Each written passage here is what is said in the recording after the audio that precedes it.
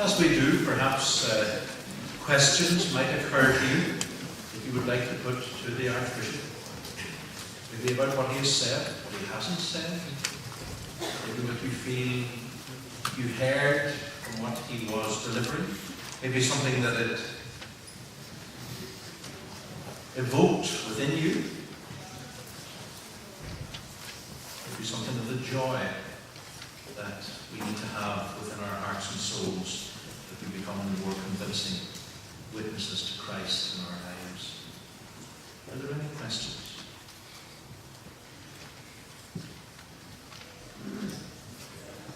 Peter. Thank you very much indeed. I'm just leaving up here for a moment.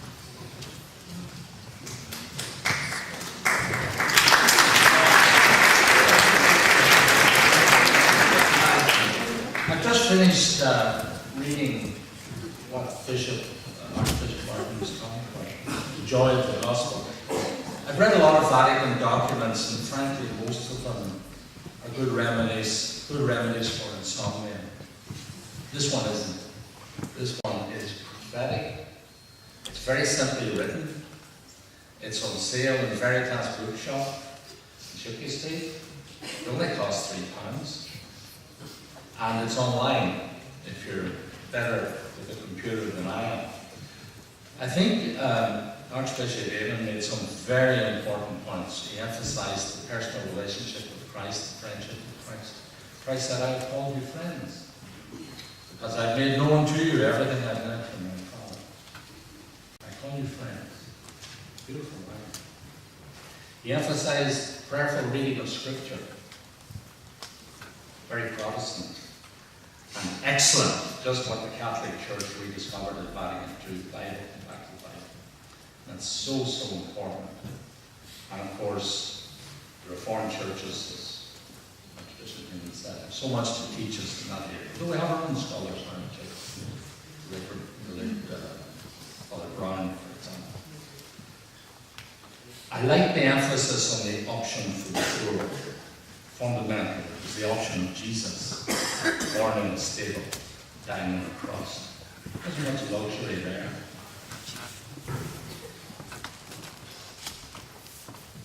I live in Derry. I was listening to the radio the other morning. I'm a bit of a news addict on this complex. And the reporter shocked me and said that Derry, in Brandywell, Craven, and Bogside, over 60% of our children live in poverty. I'm not a rich man, but I live comfortable. I'm a retired teacher.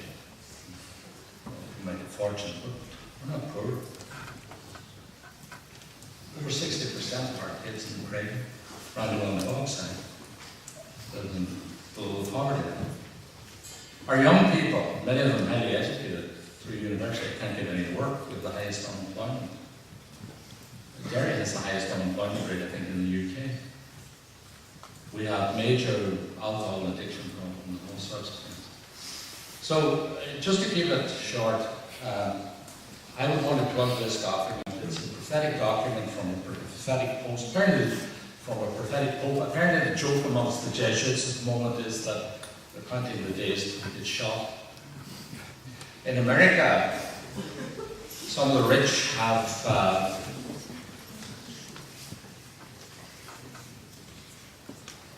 described Pope Francis as Marxist. I find that very ironic, since so many of the past popes described the liberation theologians as Marxist. I thought that was very ironic. But anyway, what I would like the priests and bishops of Ireland to do is this. Hey guys, it's time to be serious. Church isn't the best in this country, everybody knows that. Archbishop Eamon made the point. I happen to love the church. I happen to love Jesus. And I make no apologies for it. I love the poor too. And make a few small efforts to do something about it. But I would like every priest and every bishop in our country to read this document. Now, I have many priest friends, and I've asked them what they thought of it. You know, most of them tell me. I've just read bits of it in the newspaper. I haven't read it. I know our priests are very busy, but hey, what? We've got to get serious. Read it, study it, come together, talk about it. Go to your parishes and enthuse about it from your altars, and fire people up about it, and bring lay people together in groups to talk about it, and what we're actually going to do in our option for the poor. You see, words are great. This document is full of words, 2,000 words, and it's very easy to read. But Pope Francis makes it clear that what he wants is praxis, action for the poor, action for justice, social justice, and stuff like that. So that we link our sacramental and our prayer life with working for justice. Read it and enjoy it. Thank you.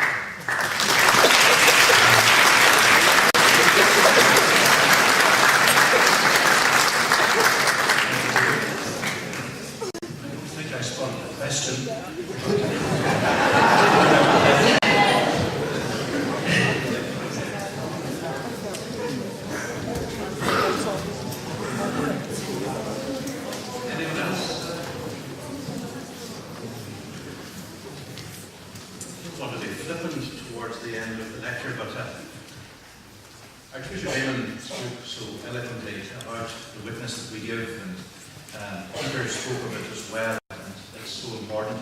And I suppose so often the witness that we give isn't the most obvious thing in our life. The story is told of a woman who used to go back and forward over the Camel's Hump in Strabane, the bridge that crosses the border there between Strabane and Lifford, and she rode her motorbike and she wore a huge coat. And she had a huge box tied in the back of the motorbike. And every day she would go back and forward. The customs man would step out and he would stop her, convinced as he was that she was smuggling something. But every day he searched the coat and he searched the box and he got her off the bike. And every day he could find no evidence of her having smuggled anything. And eventually, after 3 solid weeks, he came out with his own hands up and he said, "Okay, I give it. If I promise you that I won't charge you with anything, will you tell me what you're smuggling?" She says, "I will." He says, "What is it?" She says, "Motorbikes." I suppose the thing is, you should never overlook the obvious. And I think that's what the Archbishop has invited us to do in reading this document, the joy of the gospel. That we shouldn't overlook the obvious things in our lives. We should let the message of Christ in, so that we let the joy of Christ out in the way that we lead our lives.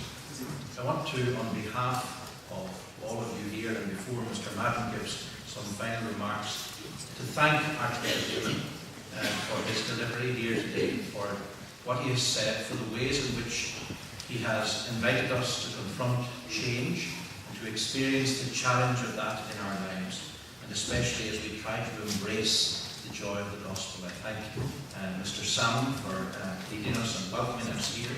I thank Mr. Madden for welcoming us to this great establishment. And I thank all of you, including Bishop Hood, of course, and all my other priests, for coming here and making this a great celebration. So I now give you Mr. Madden for some.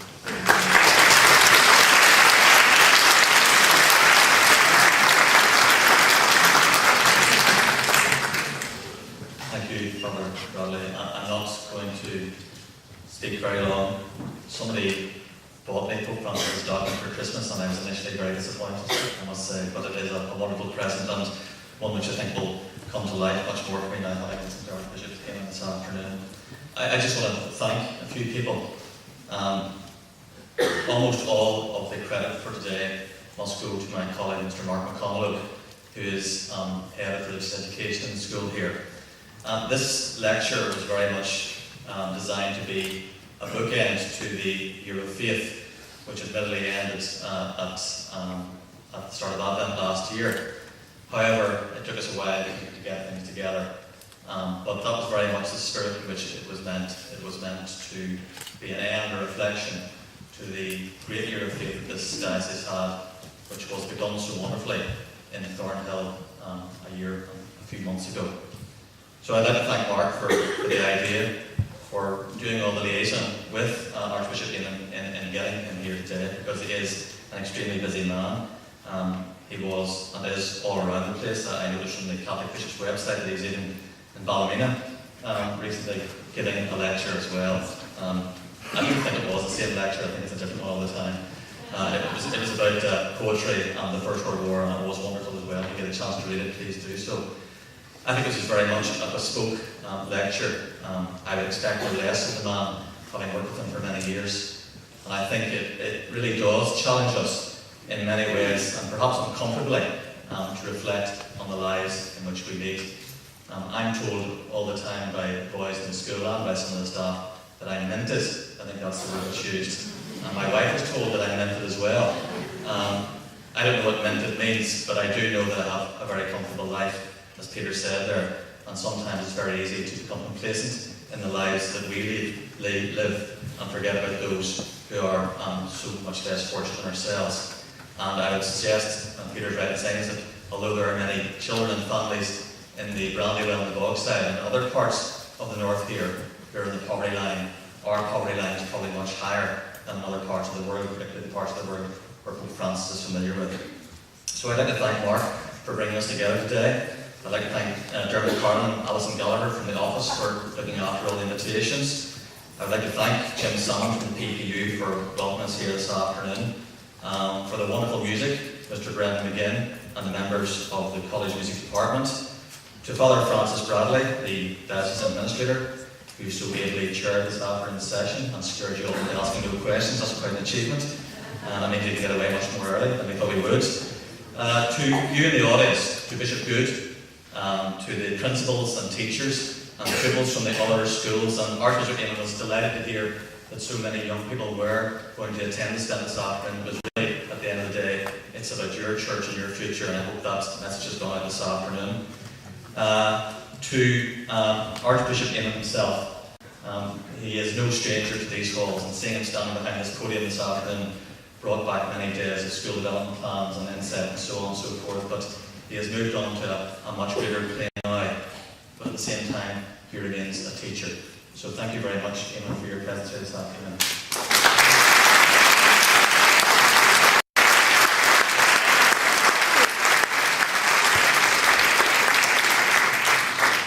Finally, in the more casual surroundings of the canteen, you may find it easier to ask the questions that you didn't want to ask this afternoon. So I invite you now to repair to the canteen for tea and coffee. Thank you very much.